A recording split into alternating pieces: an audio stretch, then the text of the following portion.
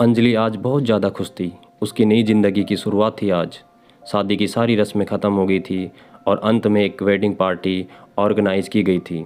शादी के कीमती से कीमती तोहफे उन्हें मिले थे, लेकिन माँ ने कुछ अलग ही तोहफा अंजलि को दिया था।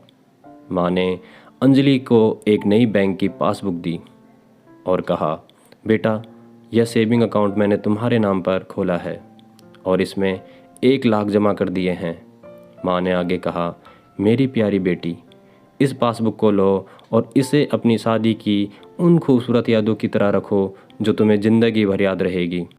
जब जब कुछ अच्छा और यादगार तुम्हारी ज़िंदगी में घटे तो इसमें कुछ रकम जमा कर दिया करना, और यह रकम किस कारण से जमा कर रही हो वह ज़रूर मेंशन करना। जितनी ज़्यादा खुशी का दिन होगा उतने ज़्यादा पैसे तुम इसमें जमा कर सकती हो।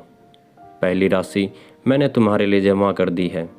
अब इसे आगे तुम और अपने पति के साथ बढ़ाना, और जब कई सालों बाद तुम इसे देखोगे तो तुम्हें पता चलेगा कि तुमने अपने जीवन में एक दूसरे के साथ कितने खुशी के पल साथ में जिए हैं। अंजलि ने बाद में यह बात अपने पति को भी बताई। दोनों को यह सुझाव बड़ा ही पसंद आया और अब वह दोनों ही उस वक्त का इंतज़ार करने लगे जब इस खाते में कुछ पैसे जमा कर पाएँ। महीनों बाद उनकी पासबुक कुछ इस तरह से दिखने लगी। 19 जनवरी 10,000 शादी के बाद पति का पहले बर्थडे मनाया। 27 मार्च 15,000 पत्नी को नौकरी मिली। 30 जून 20,000 वेकेशन शिमला में। 3 जुलाई 50,000 पत्नी प्रेग्नेंट हुई। 22 नवंबर 20,000 पति को प्रमोशन मिला और ये सिलसिला आगे बढ़ता रहा। पर जैसे जैसे समय बीतने लगा, साल बढ़ने लगे, दोनों में झगड़े होने लगे।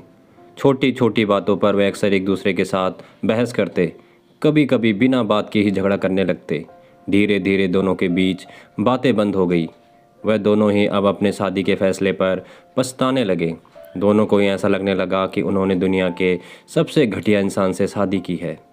शायद उनके बीच का वह प्यार कहीं गुम हो गया जो पहले था।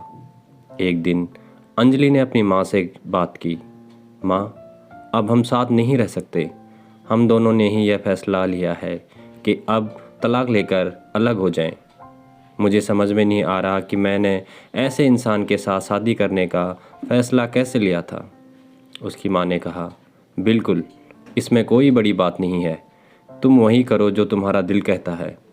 अगर तुम दोनों ही साथ नहीं रहना चाहते तो अलग होने में ही भलाई है, लेकिन उससे पहले एक काम करो। तुम्हें वह पासबुक याद है जो मैंने तुम्हें तुम्हारी शादी के दिन दी थी? सबसे पहले उस खाते में जमा सारे पैसे निकालो और उन्हें खर्च कर डालो। तुम्हें ऐसी कमज़ोर शादी का कोई भी रिकॉर्ड नहीं रखना चाहिए। अंजलि अपनी माँ की बात से सहमत थी, इसलिए वह वहाँ से सीधे बैंक चली गई और बैंक में लाइन में लग गई ताकि उसे अकाउंट को बंद करवा सके।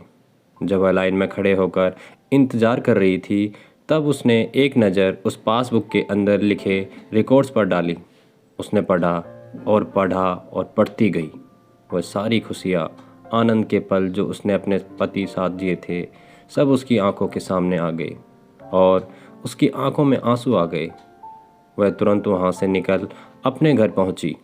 अंजलि ने घर पहुँचकर सबसे पहले वह पासबुक अपने पति के हाथ में रखी और बोली कि तलाक लेने से पहले इस खाते में जमा सारे पैसे खर्च कर दो और इस खाते को बंद कर दो।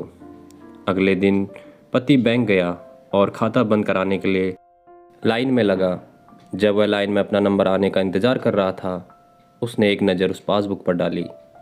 उसने पासबुक के अंदर लिखे रिकॉर्ड्स को पढ़ा और पढ़ा और पढ़ता ही गया। भूतकाल में अपनी पत्नी के संग जिए वह खुशियों के पल, वह सुंदर यादें, वह प्यार के पल उसकी नज़रों के सामने किसी मूवी की तरह चलने लगे। थोड़ी देर बाद वह भी बैंक से निकला और सीधे घर पहुंचा। घर पहुंचकर पासबुक उसने अंजलि के हाथ में रख दी।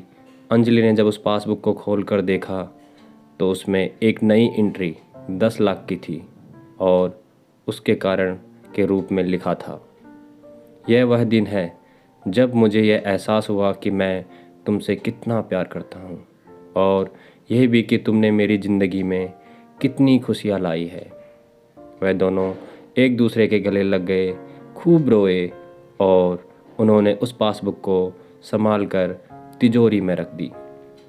दोस्तों, ज़िंदगी में गिरना कोई बड़ी बात नहीं है। जब आप किसी भी कारण से गिरते हो तो आपको हमेशा कहाँ गिरे हो उससे ज़्यादा गिरने से पहले आप कहाँ थे वह याद रखना चाहिए।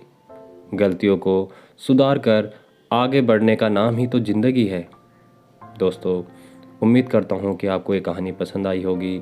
अगर ये कहानी आपको अच्छी लगी हो तो वीडियो को लाइक और शेयर करना मत भूलिएगा, और चैनल पे नए हैं तो चैनल को सब्सक्राइब करके बेल आइकन को प्रेस करना मत भूलिएगा।